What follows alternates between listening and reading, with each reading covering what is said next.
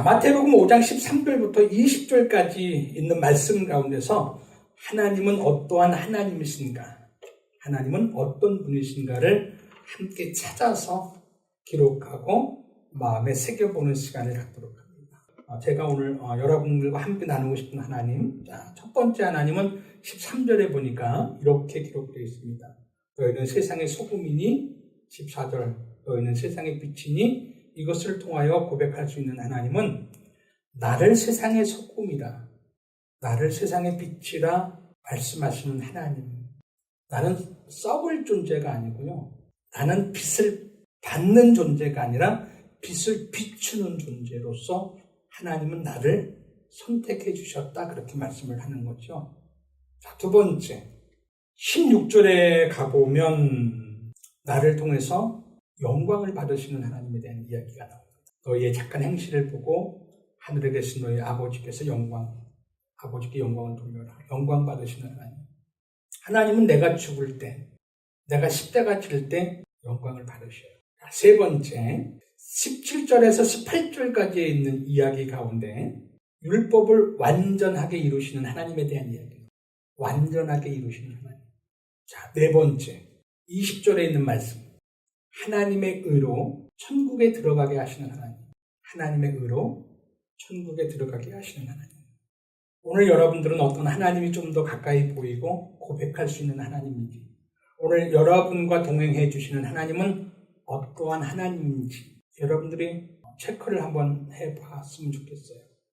오늘 이 하나님은 나에게 어떤 말씀을 해주시는가, 나에게 주시는 교훈은 무엇인가. 저는 이 네 가지의 하나님 가운데 첫 번째, 나를 세상의 소금이라, 나를 세상의 빛이라 말씀해 주신 하나님에 대한 그 말씀을 좀 더 묵상을 많이 했습니다. 그런 의미에서 13절을 같이 읽어보면서 함께 묵상했던 내용들을 나누어 보겠습니다. 자, 13절입니다. 참 기가 막히게 하나님은 나를 가리켜서 세상의 소금이라고 얘기해요.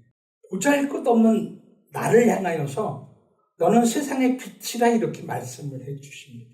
여러분, 하나님이 나를 세상의 소금이라고, 나를 세상의 빛이라고 말씀하시는 거에 대해서 여러분들은 어떻게 생각하시는지. 우리 이미순 권사님, 서정희 권사님, 하나님이 권사님을 가르쳐서 당신은 세상의 소금입니다, 이렇게 얘기를 해줘요. 어떤 마음이 드세요? 하나님의 말씀처럼 나는 세상의 소금입니다.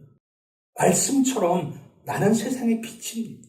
오늘 우리에게 중요한 것은 내가 세상의 소금이다, 내가 세상의 빛이다, 이것이 틀리다, 이것이 맞다, 이것을 논할 것이 아니라 내가 지금 세상의 소금으로 살아가고 있느냐, 내가 지금 세상의 빛으로 살고 있는지를 우리는 우리 스스로에게 물어보아야 되는 거예요.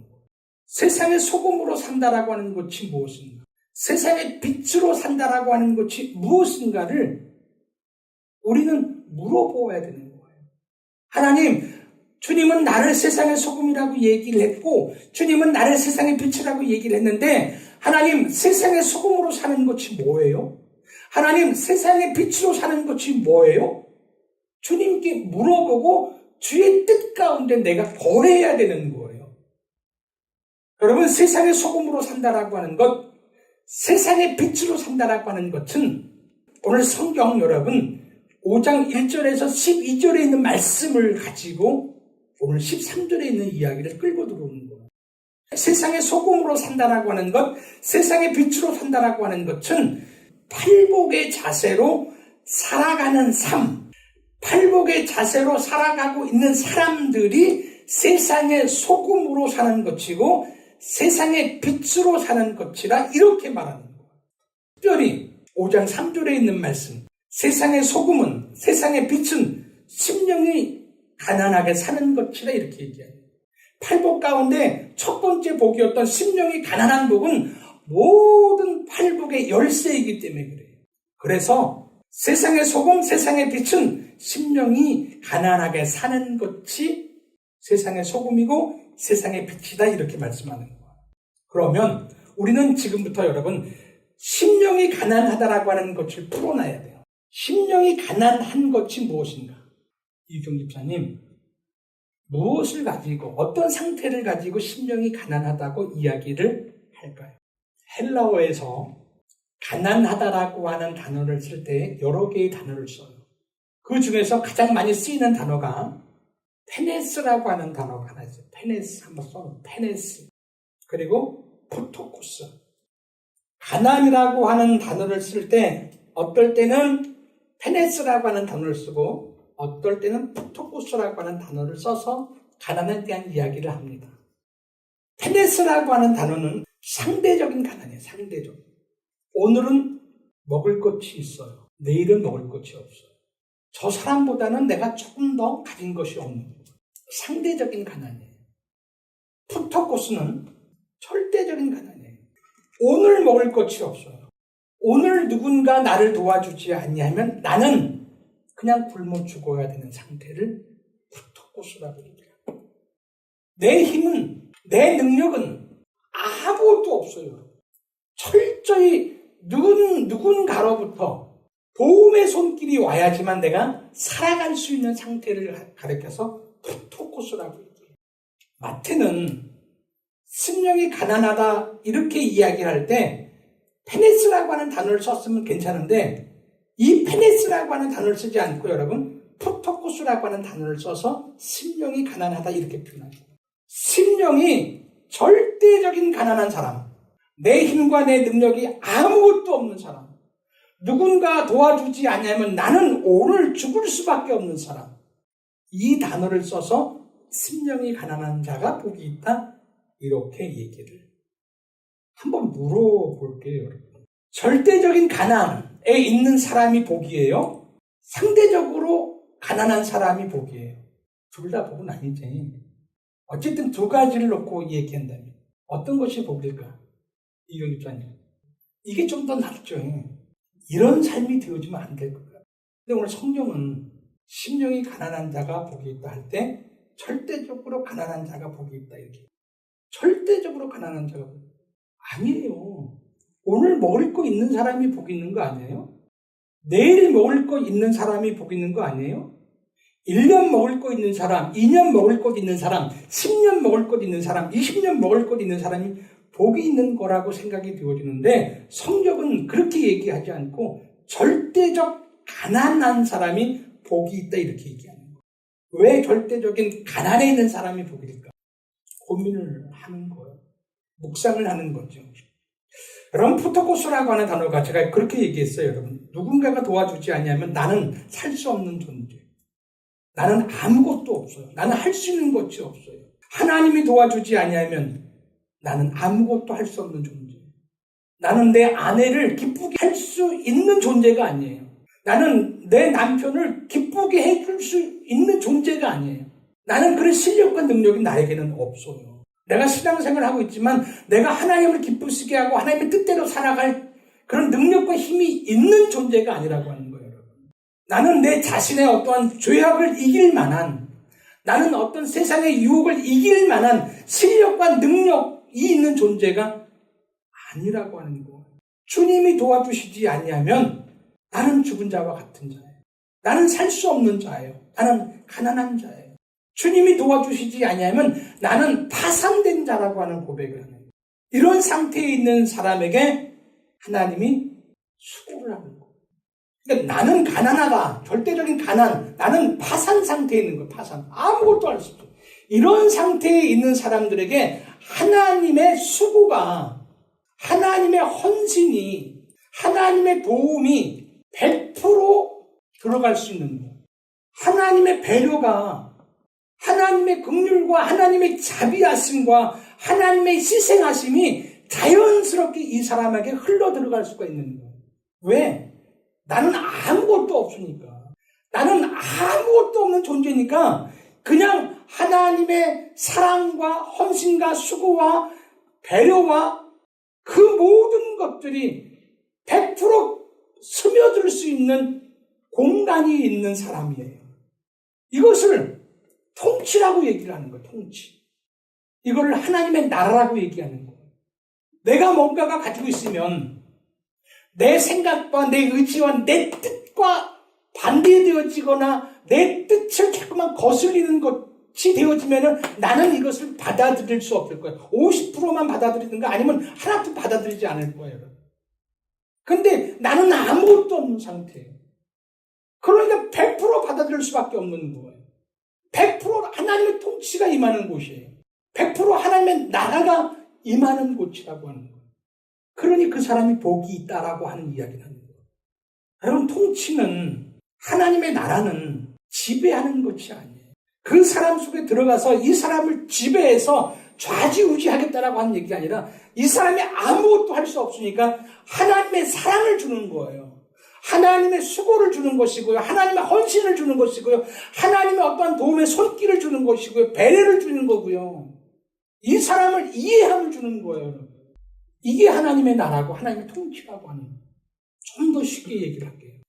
여러분, 갓난아기는, 갓 태어난 갓난아기는 절대적인 가난한 자예요. 절대적 가난한 자예요. 자, 절대적 가난이라고 하는 푸토코스라고 하는 단어는 내 힘과 내 능력과 내 어떠한 것으로 아무것도 할 수 없어. 자녀가, 너 기억해봐. 너 1살 때 기억해? 정말. 그걸 기억해야 엄마가 얼마나 나를 위해서 헌신하고 엄마가 얼마나 나를 위해서 희생했는지를 아는데. 가은아, 너 6개월 때 너 삶 기억해 못해. 기억할 수 있는 어떤 시스템을 좀 마련해야 할 거야. 갓난아기는 여러분 절대적인 가난. 찬혁이가 갓난아기였을 때 스스로 한 것이 아무것도 없어. 엄마가 바빠서 자기를 돌보지 아니할 때 내가 너무 배가 고픈 거야. 엄마가 어디 갔지? 배고프네. 찬혁이가 밥 찾아 먹었어? 안 찾아 먹었어? 그때? 찬혁아, 밥 찾아 먹었어? 안 찾아 먹었어? 근데 너 왜 살았어? 지금까지? 어떻게 사는 거야? 이유가 뭔지 알아? 엄마가 너에게 우유를 주었기 때문에. 너 스스로 한 것 아니야. 밥 먹다가 흘렸네. 옷이 너무 지저분해졌네. 빨아야 되겠다. 스스로 여러분 결정해서 내가 내 옷 빨아가지고 내가 옷 입은 사람 아니에요. 엄마의 모든 것이 없이는 그는 살 수 없는 존재예요. 엄마의 사랑이 없이는, 엄마의 헌신이 없이는, 엄마의 수고가 없이는, 엄마의 긍휼이 없이는, 엄마의 자비가 없이는, 엄마가 양보하는 것이 없이는 갓난아기는 여러분 살 수 없는 존재예요. 이것으로 통치를 하는 거예요. 통치. 배고픔은 우유를 주는 사랑으로 밤에 잠자다가 울면은 잠자지 않고 깨워서 기저귀도 갈아주고요. 뭐도 해주고요. 그의 불편함들을 다 해결해주는 어떤 헌신과 수고로 그를 다스리는 거예요. 이게 통치예요. 이게 엄마의 나라예요. 이것을 통하여 여러분, 이 갓난아기는 여러분 살아나는 거고요. 생명을 얻는 거고요. 그러니까 이 사람, 이 갓난아기는 여러분 엄마의 통치를 받을 때가 가장 행복한 것이고요. 가장 여러분 복된 거예요. 그때 하나님의 나라, 그때 엄마의 나라가 그에게 임하는 거예요. 그런데 엄마가 이런 것이 없어요. 울 때마다, 뭐 할 때마다 두드러 패요, 여러분. 이 새끼 왜 울어, 너? 엄마가 이렇게 수고하고 엄마가 이렇게 뭐 하는데 너 왜 울어? 하면서 두드러 패는 거예요, 여러분. 세상의 통치는 여러분 그렇게 자기의 힘과 자기의 권력으로 여러분 그를 지배하는 것인 줄 몰라도 엄마는 여러분 자녀를 지배하지 않아요. 끝까지 여러분 엄마는 모든 것으로 자녀를 위해서 자기의 힘과 능력과 모든 것을 주는 거예요, 여러분. 엄마의 통치의 방법이고 엄마의 나라는 여러분 그런 특성을 가지고 있다라고 하는 거예요. 그게 하나님의 통치의 방법이고요. 하나님의 나라가 그런 특성을 가지고 있다라고 하는 이야기입니다. 100% 엄마의 도움이 필요한 사람, 포토코스, 갓난아기. 100% 하나님의 도움이 필요한 사람, 예수를 믿는 사람들, 포토코스. 하나님이 없이는 나는 절대로 아무것도 할 수 없다라고 하는 절대적 가난한 사람이 세상에 소금된 사람이고 세상에 빛된 사람이라고 하는 거예요. 사람들은 빛과 소금 얘기해요, 여러분. 성경은 빛과 소금 얘기하지 않아요. 소금과 빛이에요. 우리는 빛 되기를 원해요. 우리는 소금 되고 싶지 않아요. 누군가에게 여러분 빛의 모습으로 여러분 칭찬받고 싶고 인정받고 싶고요. 성경은 여러분 빛으로 살아가기 위해서는 소금된 삶이 먼저라고 하는 이야기를 지금 하고 있는 거예요. 내가 소금처럼 맛을 내기 위해서 내가 산산이 부서져야 되는 거예요. 내가 소금처럼 맛을 내기 위해서 내 존재가 물처럼 녹아져야 되는 거예요. 그렇게 물처럼 녹아서 맛을 내는 달을 통하여 하나님은 흑암을 밝히는 빛으로 우리를 사용하고 싶은 거예요. 하나님이 우리를 빛으로 사용을 하고 싶을 때는 소금처럼 여러분 다 녹아내려진 그 사람을 통하여서 하나님은 빛된 삶으로 여러분 살아가도록 만들고 싶었다. 그 얘기를 하는 거예요. 소금과 빛을 통하여서 예수 안 믿는 사람들을 예수님에게로 돌아오게 만들고 하나님께 영광을 돌리게 하는 삶으로 너희들이 이 세상에서의 소금과 이 세상에서의 빛으로 내가 사용하고 싶다라고 하는 하나님의 피 끓는 호소라고 하는 이야기예요. 많은 사람들을 예수 안으로 들어오게 해서 하나님의 영광을 받게 하기 위한 소금으로서의 삶을 오늘 우리에게 요구하시는 하나님인데 오늘 우리는 그 하나님의 마음을 읽어내려가려고 하지 않아요. 하나님의 뜻을 알려고 하질 않아요. 우리는 이 세상 속에서 어쨌든 하나님의 뜻보다는 내 뜻과 내 의지와 내 생각과 내 경험과 내 계획이 하나님을 통하여 이루어지기를 원하는 욕망과 욕심을 가지고 살아가는 그리스도인으로 살 때가 너무 많은 거예요. 오늘 주님이 우리를 향하여 호소하는 그 호소의 소리를 들을 필요가 있는 거예요. 오늘 나는 절대적 하나님 가운데 살고 있는가 한번 생각해 봅시다. 하나님 없이는 내가 살 수 없는 존재로서 살아가고 있는가? 아니면 나는 하나님이 필요 없는 존재로 필요 없는 존재. 진짜 나는 내가 살아가는 삶의 현장 속에서 하나님만 의지하고 살아가는 사람이다. 나는 하나님이 도와주지 아니하면 어떤 것도 이끌 수 없는 어떤 사람도 기쁘게 할 수 없는 신앙생활을 하면서 하나님조차도 기쁘게 할 수 없고 나를 사랑하는 내 아내를 기쁘게 할 수 없고 나를 사랑하는 내 남편을 기쁘게 할 수도 없고 나는 내 죄악과도 이길 수 없는 가난한 존재로 살고 있는 사람. 그렇지 않으면 나에게는 하나님 나라가 이루어지고 나는 복받은 사람이 아니야. 오늘 여러분들에게 마지막 질문을 던집니다. 오늘 내가 절대적인 가난의 존재로 산다라고 하는 것은 어떻게 살아야지 내가 가난한 존재로 사는 것인가? 내가 어떻게 사는 것이 소금과 빛으로 사는 것인가? 여러분들에게 마지막 질문을 던집니다. 어떻게 살아야 되지? 하나님과 씨름하고 하나님과 기도하고 하나님과 묵상하면서 여러분 그 하나님의 음성을 들을 수 있기를 바랍니다.